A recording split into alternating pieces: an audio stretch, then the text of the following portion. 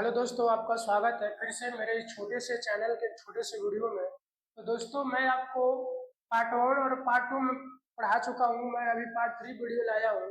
Part 2 तक मैंने पढ़ाया था कि संतुलित रासायनिक समीकरण क्या है और असंतुलित रासायनिक समीकरण क्या है। और उसमें मैंने बताया था कि असंतुलित रासायनिक समीकरण को संतुलित कैसे किया जाता है। ये आपसे एग्जाम में या तो 5 नंबर के एक एक करके 5 को प्रश्न पूछे जाएंगे, या तो ऑब्जेक्टिव प्रश्न इससे पूछे जाते थे, जो कि मैंने पिछली वीडियो में बता रखा था। मैं अब हम लोग इस वीडियो में सीखेंगे कि संयोजन अभिक्रिया क्या है, और उसके बाद सीखेंगे कि ऊष्माक्षेपी रासायनिक अभिक्रिया क्या है, क्योंकि ये भी मोस्ट इम्पोर्टेंट टॉपिक है आपके एग्जाम के पॉइंट ऑफ व्यू से।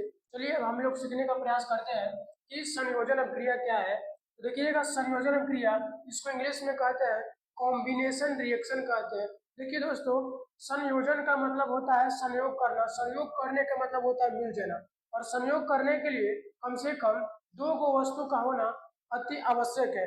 जब तक दो वस्तु नहीं होगा तब तक संयोग नहीं करेगा, मतलब मिलेगा नहीं। तो हम बोल सकते हैं कि वैसा रासायनिक अभिक्रिया जिसमें दो या दो से अधिक, वैसा रासायनिक अभिक्रिया जिसमें दो या दो से अधिक अभिकारक, आपको पता होगा कि अभिकारक किसे कहते हैं। वैसा रासायनिक अभिक्रिया में भाग लेने वाले पदार्थ को अभिकारक कहते हैं। देखिए, इस सबको अभिकारक कहते हैं, ठीक है। हम लोग ये पढ़ रखे हैं। तो वैसा रासायनिक अभिक्रिया जिसमें दो या दो से अधिक अभिकारक आपस में मिलकर एक नए गुण वाले पदार्थ का निर्माण करते हैं, उसे हम लोग संयोजन अभिक्रिया कहते हैं। हो गया। जैसे देखिए, H2 प्लस का O2, H2 वो बोले तो जल हो गया। तो यहाँ पे हालांकि 2 लगाया गया, क्यों? क्योंकि उसको बैलेंस किया गया है। बैलेंस का मतलब होगा संतुलित किया गया है, ऐसे नहीं छोड़ा जाता, नहीं था गलत उसको बोला जाएगा, ठीक है। फिर उसके बाद आता है CO, मतलब कैल्शियम का ऑक्साइड प्लस H2O बोले तो जल। जब कैल्शियम का ऑक्साइड को जल से क्रिया कराएंगे तो क्या होगा?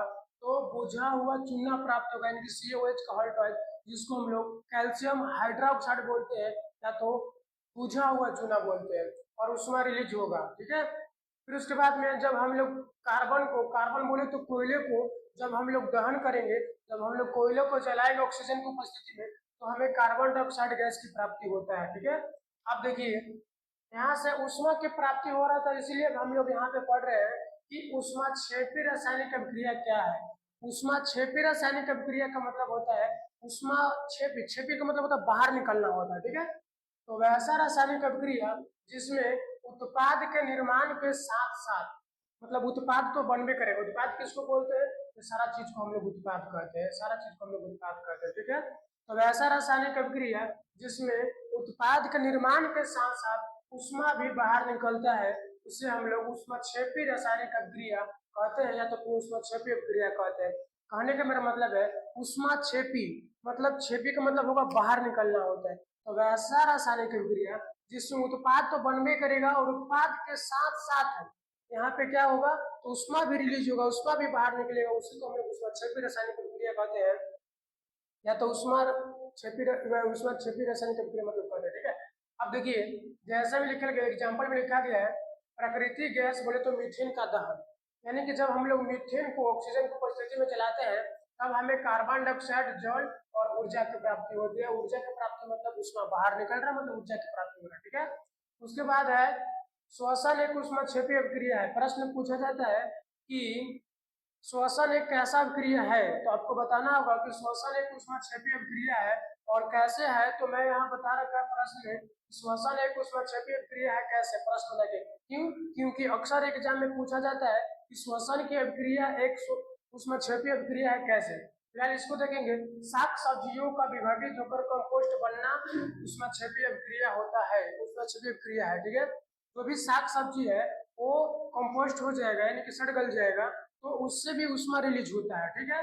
चलिए अब हम लोग बात करेंगे कि श्वसन एक ऊष्माक्षेपी अभिक्रिया कैसे है। कहने का मतलब है कि हम सांस ले रहे हैं और सांस को छोड़ रहे हैं, तो एक श्वसन अभिक्रिया हो गया, और इसके दौरान क्या ऊष्मा निकलता है? गैस निकलता है। कैसे होता है, चलिए हम लोग सीखते हैं, ठीक है। देखिए, श्वसन एक ऊष्माक्षेपी अभिक्रिया है क्योंकि जब हम जीवित रहने के लिए भोजन करते हैं, सिंपल सी बात है, जीवित रहने के लिए हम लोग को भोजन करना पड़ेगा। श्वसन एक ऊष्माक्षेपी अभिक्रिया कैसे? क्योंकि जब हम जीवित रहने के लिए भोजन करते हैं, हमें पता है कि भोजन में कार्बोहाइड्रेट होता है, और कार्बोहाइड्रेट जो होता है वो टूट कर ग्लूकोज बन जाएगा। क्या बन जाएगा? ग्लूकोज बन जाएगा। ग्लूकोज का सूत्र हो जाएगा C6H12O6 और ग्लूकोज बन जाएगा। तथा यह ग्लूकोज, देखिए जब ग्लूकोज बन गया तो हम जैसे ऑक्सीजन लिए तो ऑक्सीजन मेरा फेफड़ा में गया, मतलब जीवों का शरीर का जो फेफड़ा था उस फेफड़ा में गया, और फेफड़ा में जाने के बाद ऑक्सीजन क्या हुआ, हमारे शरीर के सभी कोशिकाओं में ऑक्सीजन चला गया। ठीक है, और तो जो होगा ग्लूकोज होगा ऑक्सीजन से मिलेगा। यह ग्लूकोज हमारे कोशिका में उपस्थित ऑक्सीजन से अभिक्रिया कर CO2 माने कार्बन डाइऑक्साइड H2O जल के साथ साथ ऊर्जा भी उत्पन्न करती है। हो गया। जैसे देखिए ग्लूकोज, जैसे ही हम भोजन किए तो जो कार्बोहाइड्रेट था वो ग्लूकोज में टूट गया, और जैसे ही हम श्वसन के दौरान हम ऑक्सीजन गैस लिए तो हमारे कोशिका में चला गया और ये दोनों अभिक्रिया कर लिया। अभिक्रिया करने के बाद कार्बन डाइऑक्साइड मिला, उसके बाद में H2O जल मिला, और साथ साथ ऊर्जा भी बना। लीजिए यही ऊर्जा था हम लोगों को। तो हम कह सकते हैं कि श्वसन एक ऊष्मक्षेपी अभिक्रिया है। कैसे? क्योंकि जब हम भोजन करते हैं जीवित रहने के लिए तो भोजन में कार्बोहाइड्रेट होता है और कार्बोहाइड्रेट ग्लूकोज में टूट जाता है, और हमारे कोशिका में उपस्थित जो ऑक्सीजन होता है उससे अभिक्रिया करने के दौरान कार्बन डाइऑक्साइड बनाएगा, जल बनाएगा और ऊर्जा उत्पन्न करता है। इससे सिद्ध होता है कि श्वसन एक ऊष्मक्षेपी अभिक्रिया है। तो अब हम लोग अगले वीडियो में सीखेंगे कि वियोजन अभिक्रिया क्या है। ये संयोजन अभिक्रिया खत्म हो गया और संयोजन अभिक्रिया के दौरान ये इतना सारा टॉपिक आया था। अब हम लोग अगले वीडियो में सीखेंगे कि वियोजन अभिक्रिया क्या है।